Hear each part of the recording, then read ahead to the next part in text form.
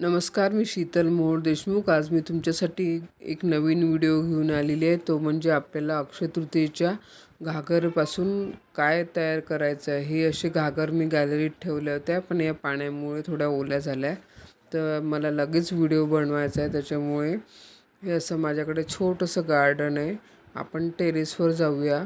माझ्यासमोर स्नेहा नावाची स्नेहा राहते. तिने मला सांगितलं होतं की ताई, मी वर टेरेसवर नेऊन ठेवलेली आहे घागर, तुम्हाला काही उपयोग लागला तर घ्या. त्याची मला आठवण आली, तर मी टेरेसवर आली ती घागर घेण्यासाठी.